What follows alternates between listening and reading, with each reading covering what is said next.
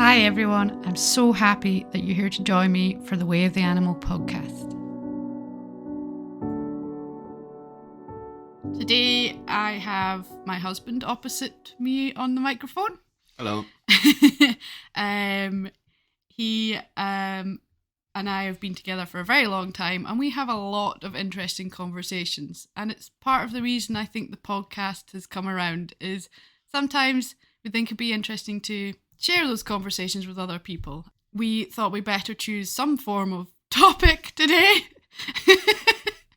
to add a little bit of structure. But we just thought, let's talk about creativity, because putting this podcast together and getting my mind set on what I want to do next and how I'm being is been a journey through learning to grow into the creativity and allowing that energy within me to come forward. Creativity is one of those weird things because I think a lot of people grow up with I'm not good at this, I'm not good at that. It kind of stifles your creativity. I don't know if it comes from comparing yourself to other people or where it comes from. I think, I agree. I think it's in a society where we can feel pressured to do the mainstream things to make the money. Doing creative ways of doing that for a long time has been seen as not the way to get there. You should get a proper job. Yeah. So people who are hugely creative, I'm just thinking artists came to mind, musicians, there's loads of creative people out there. There's people out there doing mainstream jobs that are creative jobs. Definitely. But I think that there has been a bit of a stigma. I think you're probably right. I grew up in that, you go to school, you go to college or university, you get a degree, you get a proper job, you do your 9 to 5, you repeat it until the end. I think there's a bit more of a break these days that people are exploring more creative outlets, and YouTube's a big part of that, with a lot of creators on that. Where now what it means to be sort of, I guess, artistic and creative, because artistic makes you think of painting and drawing, but music's art and video editing's art, and entertainment's a form of art, and so I think like that artistic outlet is a lot broader and easier to achieve. Definitely. I definitely agree with that. It's really interesting within my journey of opening up to my creativity, because for a long time, I don't have no reason why, it's kind of felt suppressed, and then when I get into that creative flow, it feels amazing. But realizing that creativity is everything, you are creative with everything, and it's an energy within us, and it's about connecting to that energy and letting it flow. So I'm actually a hugely creative person and really enjoy creative projects, but haven't been allowing that side of me to come through. So it's been, for me, part of that journey. And I've been talking to you about it and encouraging you to follow some, I want to say protocols, but that's not the right way, but following some of the guidance that I've been gaining on how to just open up the creativity and start it flowing so that it comes through in everything you do.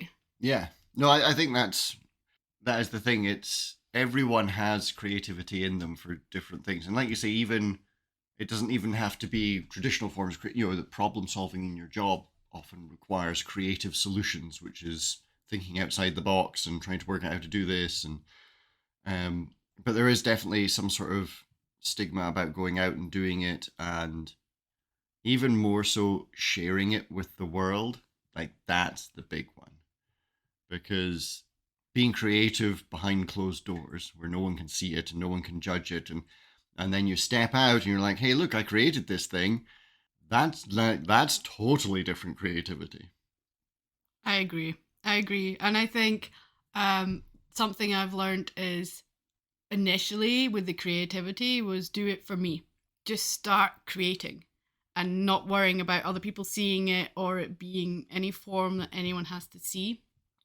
Just to allow that confidence and creative energy to flow. But there's definitely, when you start you start looking at what other people are doing with their creativity, and So you, why is that? Like, why if I paint something, do I look at great artists and painters and everything and think, oh, mine should be that good? Like, why is it not okay for mine to be mediocre or not even mediocre? Like, why do we feel the need to compare and judge our value based on what other people? I think it's just that ego based way of being where we're always judging, you know, we're always Yeah, judging ourselves yeah, and other people on so quite often ridiculous like markers. Does yeah. that make sense? You know, Well, that makes sense because it's like I really like to write. I love creative writing, and I've always made up stories in my head, even just from a child. And nowadays I like to write them down and try and write books and things. But I can't even remember where I was going with this. No, so I like to write things down, but I feel a need to. Is this good? Now I like the story I write, but maybe you don't like the story I write. Well, they're published authors and they're great books, and some of them I hate, and other books that people don't like, I really like. So it comes back to that creativity. Why do we feel this need to have our thing if we think it's good? Like, why is it not good enough that we think it's good enough? that's a very good question. I'm drawing a blank. I think I think we have that need to always improve ourselves, so that's why we look at other people who are doing well with what they're creating.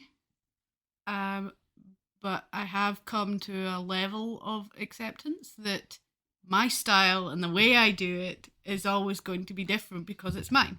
Yeah. So, however I do it is how I do it. And as long as I'm genuinely involved and sharing my energy with it, then it is what it is. And some people will hate it. But the people that like it are the people who are on my wavelength, the people who get who I am and what I'm about. And they're the people that'll get the most out of whatever I create. You know, at the moment, I'm just thinking even about this podcast. You know, Yeah. we were just discussing it before we turned on the microphone. Was this podcast, my intention is just to let it be what it is and not make it a structured thing. It's more about it's whenever I've written, because I write about it or write about things that I want to create before I create them. So I have an intention and I have a focus and a way that I want. And for me, it's how I want people to feel when they hear the podcast. So because I'm a very feeling being, that's a very important thing for me. So in creating this podcast, I just want people to get insights and have that real raw conversation like I'm having with you right now. And just allowing it to be what it is. And then what it is going to be liked or disliked by different people, and that's fine. And it's a little scary saying that because I've always had that people pleasing, wanting to make sure that everyone liked me and everyone likes my stuff. But I've come to the realization that that's not possible and that's not the way it flows. That's not the way it is. Yeah, it's not possible, and realistically, it doesn't matter. I mean, think how many millions of podcasts are out there, and I guarantee you, not everyone likes every podcast out there. But I don't like every podcast out there. It's Does, really does that make the one that you don't like a bad podcast? No, I truly feel it's that connection. It's the connection with the person who's doing it. It's like, are they on your wavelength? Are they thinking and feeling and going through a similar stage in their life like you are? Or are they a little bit ahead of you in their life journey and are able to give you insights and ideas and thoughts into your life? You know, and that's a deep way of looking at podcasts. But if you notice, some podcasts can hit you quite deep with their topics, and that they're the ones that it's just right for you at that point. And perhaps you never listen to any of their other podcasts. You just listen to the one that you're guided to that's right for you in that moment. Yeah, that's always an interesting thing. And you're right that even from one producer of podcasts, there'll be a selection that you really like and other ones that, well, maybe you listen to or you don't even bother listening to because they don't resonate right with you. But yeah, it's still that interesting thing. Well, I think it's the interesting thing, the stifled creativity that everyone has by, I mean, it's self-judging, really. Yeah. And I don't know how true it is. I always like to think that 99% of people out there really don't even, they don't have an opinion. Never mind. Yet the person who's creating puts themselves in a box that it almost limits themselves by creating this. It needs to be like this so that other people will like it. Yeah. And when you do that, you stifle the creativity. You just have to allow it to be. Yeah. Like I said, like I'm trying with this podcast, allow it to be what it is, and we'll see. Well, that's because that's the interesting thing about being in the box. And so, like I mentioned with writing before, that's one of the things that I've noticed a lot, because I've tried to be more serious about it rather than just doing it for fun. And you read through what people recommend to do and this, and there's very much a push towards writing. This is how you write something. You do this, you do that, you structure it this way. This is the story arc that you should take. This is how you should word your sentences. And you end up with just the same derivative, because there's that old thing. There's no new stories. All stories have been told at some point or another, and I think a lot of people will agree with that. But yeah, it's because everyone forces into, well, this is what works, so you keep to this. And then the interesting thing I've been looking at recently is entering some writing competitions, and a whole bunch of them say, we don't want anything that's like anything else. We want individual, unique pieces of work. So you've got this one stream very strongly telling you, if you want to do this, you have to follow these steps. And if you don't, then you don't fit in and you're not quite right. But then, yeah, the whole, oh no, we want something unique and individual. And Yeah. My train of thought is gone, but I was thinking about when you do it by the structure that has been set out, you lose the individualism of the writing that is created by you and your own creative energy within it. It becomes a structured project that, like, it's still your story, but you're following this structured line. And I think that takes out some of your own creative flair and ability to just make it your own. And that's part of what your stories are. It's your own story. And I know that you'd think that structure wouldn't matter with that, but I think it does. I think when you flow with a story that you're like, well, this is not how it's supposed to be structured, but it works. And, you know, I actually just flashed into my mind, is it Derren Brown books? Where his style was to go from one character within the story to another. So you'd follow a character for a while, get to a really interesting point, and then he'd switch to the next character. And that's, for me, was it just is an idea that came through there, as that was a very obvious time where he'd structured that book in that way, and it was his style. I think I read a couple of the books. I can't remember their names for some reason. Da Vinci Code. Yeah. Yes, I really enjoyed them, but oh my god, you'd be so invested in this character, and then it would be switched to the next one. Then you start investing in the other one. You don't really want to know about the one before, but he takes you back to, it's a very page turning. But well, that's the thing. That's but I found I rushed it. Yeah, because you want to find I want to find out, and I do like to enjoy devouring books at a slower pace. Yeah, but I did rush it. But that structure worked for him, but did he go, right, well, I want to do it this way? Or did he think, well, this is the way to allow the feel in the book of, this is very high, gosh, I've forgotten the words, it's a very intense way of having a book come through? Or did he just write it and it came through like that? It's really interesting. So that's the interesting thing, I suppose, then, with following what this is how you create this, is that there are established techniques and styles in painting, podcasting, video editing, everything that are known to work and be good. So yeah, I suppose there is a certain amount of conformity that is required. Is it conformity, or is it just using what works? But I think each time you use what works, you'll add your own, I think it's important to add your own flair to it. Yes, to don't not just follow the same. yeah. I mean, it's me to a T, and I think it's you to a T. Is we we're not very good at conforming. We like to just do things our way and just see how it's done. We like to do the research, but I think what came to me just a minute ago was then when I was talking about Darren Brown, he wanted I assume he intended to have a very intense book. Yeah. And he then perhaps looked into how he was going to create that vibe within the book, that feeling. So I'm talking about the feeling again. So then I think it's important when you go to write your book or within your book writing. I've not written books in that, I've not done writing, creative writing very much, is to make sure that you have an intention. A way, so within your book, how do you want the feeling to be? And even if it's at the end of writing your book, I just feel like the power of intention and knowing what you want things to be like is so important. The power of intention. How do you feel about that? Do you think that's something, or is it hard because you're creating on the fly? Or yeah, so that's the other thing is I don't think when we're talking about creative writing, I'm actually, never mind creative writing, when we're talking about most things, I'm a pantser. I do everything by the seat of my pants. When I write a story, I get an idea in my head and I start writing, and I have no clue where it's going, but I can write quite quickly, 10,000 words, and just things happen.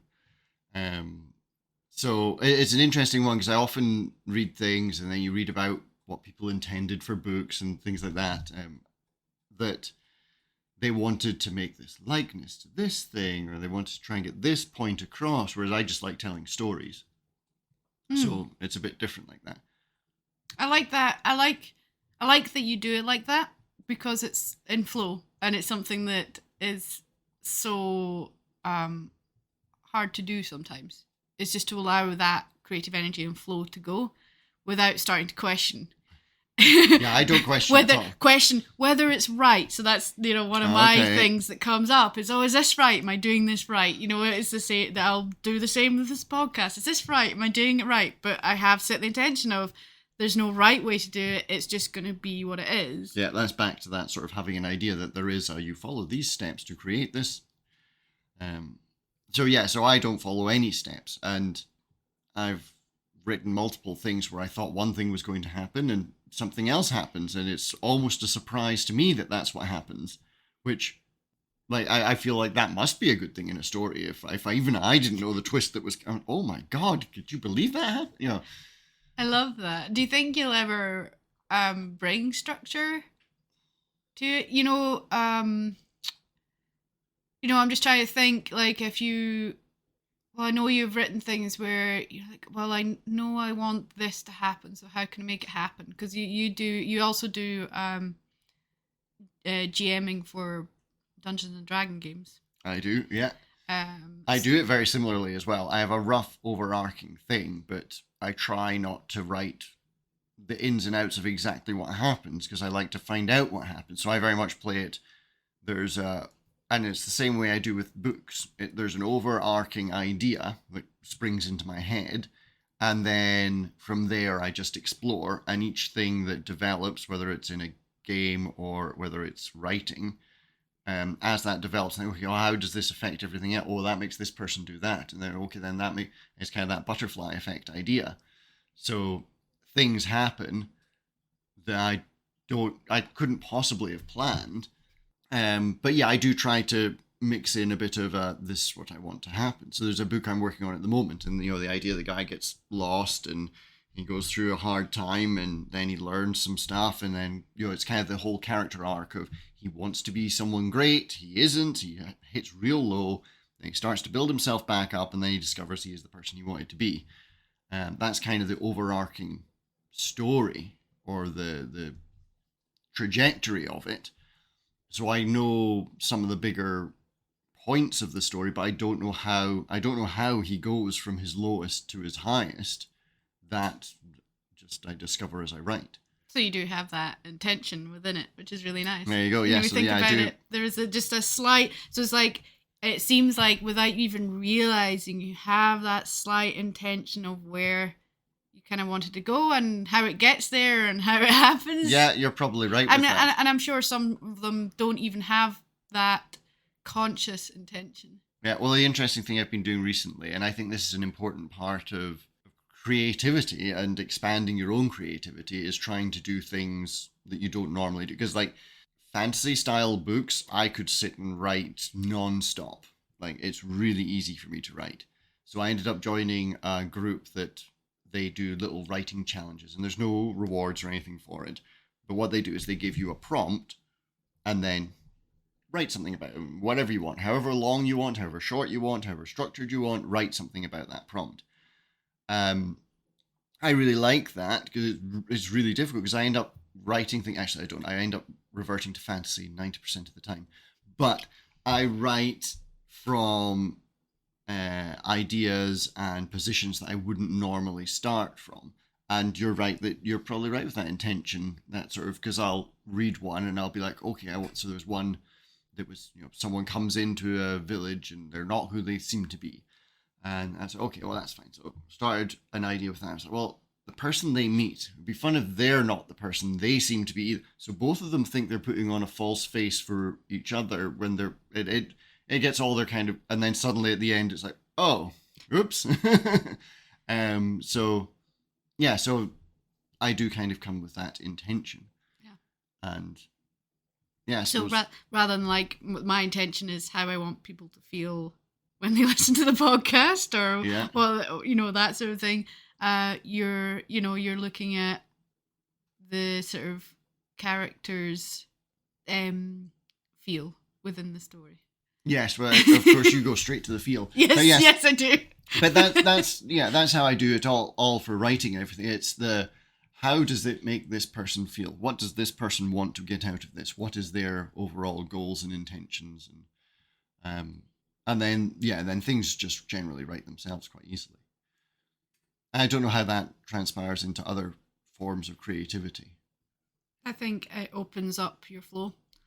And so you can just, we started doing when we both were thinking about getting more into our creative sides again, we just started doing some YouTube paint, teaching you how to paint things. Yeah. And it just allowed, the first one was really terrifying and just was quite stressful as an experience because we were I still find them a bit stressful. I think we were trying to conform to what the person's painting looked like and follow the instructions, and then by the second or third we allowed our own creative flair into it, and then it just becomes what it is. And then for me it just allowed me to just start expressing in paint form and just getting back to that, letting out that inner child of creativity. Yeah.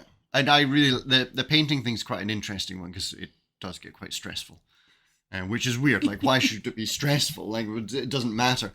The thing that's interesting, if you can take your ego out of it when you look at the finished piece of work, well, it's actually quite a good piece of work. And people who look at it other than you don't have that ego about it, so they see a good piece of work.